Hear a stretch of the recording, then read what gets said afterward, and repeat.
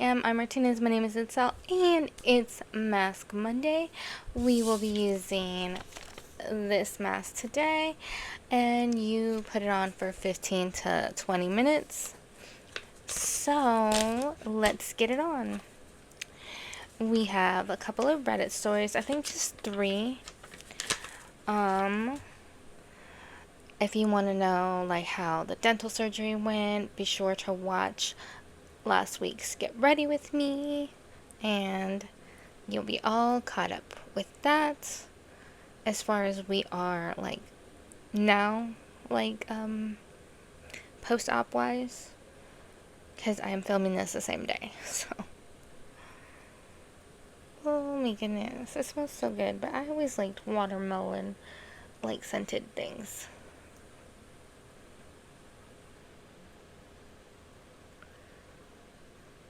How are you?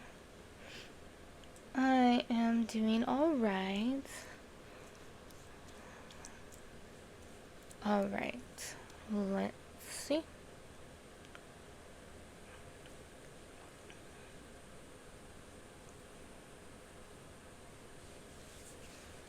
Okay, I think that looks pretty good.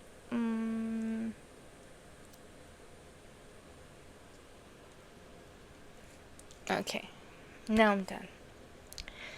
Alright, I need to move my iPad a little bit so I can see it better. Alright, first story. Am I the a-hole for refusing to pay my cat sitter at all after discovering that she only checked on my cat 3 times in an 8-day period? What? That's insane. I had to go out of town for just over a week and unfortunately had to find an entirely new pet sitter since my friend who normally pet sits was going to be with me. The agreement was to check on my cat once a day and make sure he has enough food and to also change his water. Not only was this not being done, as I can see from the Ring camera, but they also were lying to me about checking up on my cat each day. That is totally unacceptable when someone is relying on you to take care of their pet and all the terms were clear and agreed upon. So because of this, I refuse to pay them at all, seeing as 3 times in 8 days is not even close to properly caring for someone's pet. Am I the a-hole for refusing to pay because of this? Honestly, in my opinion, NTA. But I think moving forward with your pet sitters, you need to have like a clear contract and something that says payment will be void if you don't follow through what you agreed upon, like this. Like if you're only checking in on the cat every couple of days instead of every day like you agreed, then yeah, no, you're not getting paid. I think you should be clear moving forward what the expectations are and what the consequences are of not doing your job. Like, yeah. So, I understand, like, if they're pushing back, then, like, if it was, like, let's say, $200 for 8 days, then you would calculate that, what would it be for each day, and then you only did it 3 days out of that, then just pay that portion, not the full portion. So, there's that. Never hire that person. Again, if you can make, like, a post like somewhere, if they're like an actual like pet sitter that does this for a living, definitely write a review. That's what I think. What do you think? How would you handle it? Yeah, but I'm not upset with you. I totally get where you are coming from because that's not okay. I know someone that pet sits, or not pet sits all the time, but pet sitted before, and I was there to observe, and they had the cats in their space. Like, they didn't go to the house, they had the cats in their home, and would like make sure they have water, make sure they had food like on a daily, like they were there in the home. So some people even do that if they feel comfortable enough. But every situation is different. All right. Next story. Am I the a-hole for being upset that my husband doesn't want me to go to Japan with my male best friend? Oh boy. This one, basically everyone says OP is in the wrong. So let's see what you think. I, 26F, have been with my husband, 27M, for 6 years total. 5 years dating, and we've been married for 1 year. Before I met my husband, I became friends with one of my best friends, 27M. We've been friends for over 10 years. There has never been anything romantic or um, let's say more than friends between us. We've never flirted, dated, or had any almost moments. Our friendship has always been completely platonic. For years, we've talked about uh, taking a trip to Japan together. It started as one of those we should do this someday conversations, but recently we've started seriously planning it, looking at costs, discussing timing, and figuring out how to make it happen. At this point, it's become a goal we've shared for years. The problem is that my husband is completely against me going unless he comes too. He says it's inappropriate for a married woman to travel internationally with another man, no matter how long we've been friends or whether anything has ever happened between us. The thing is, this trip has never just been about visiting Japan. It's something my best friend and I have looked forward to for years. If my husband came, it would become a completely different trip. Instead of two longtime friends finally doing something we've always talked about, it would become a couple's vacation where my friend would probably be a third wheel. That wouldn't make it a bad trip, but it wouldn't be this trip. What confuses me is that this isn't the first time we've traveled together. Since my husband and I got married, my best friend and I have taken several trips to the US, mostly for concerts, and my husband never had an issue with it. I understand Japan is a much bigger trip, but to me, the principle is the same. We've also tried to compromise. Originally, we planned to share a hotel room with two separate beds to save money. After hearing my husband's concerns, we agreed to book separate hotel rooms instead.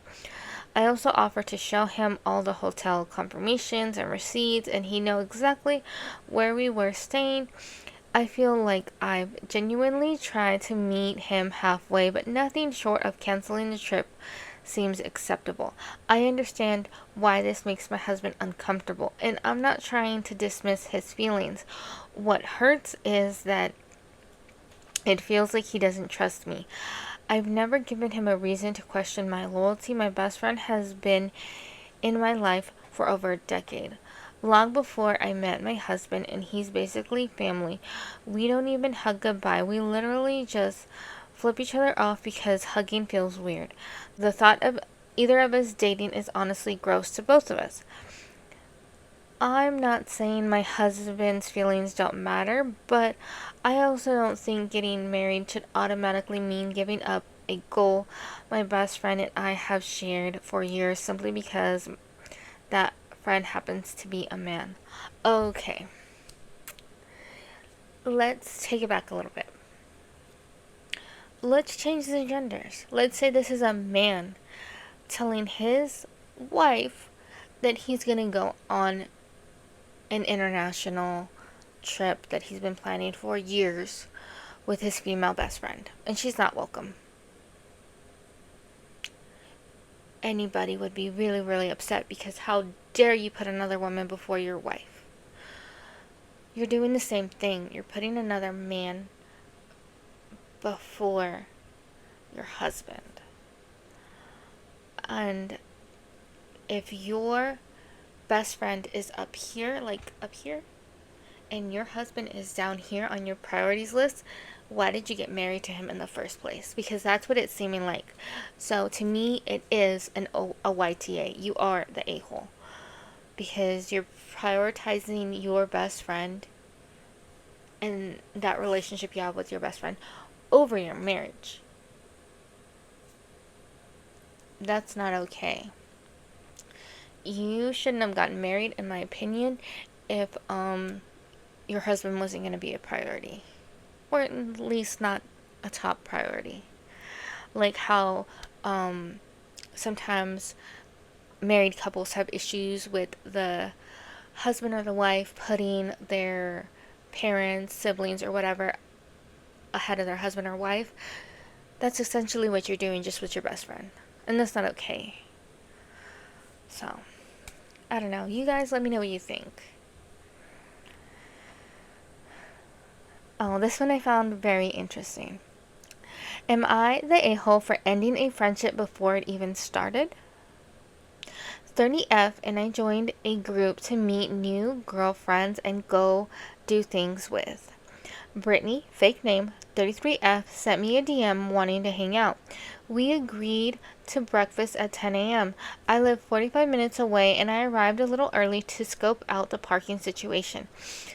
9:50, I text her that I arrived. She said she was on her way and she'd arrive at 10:30.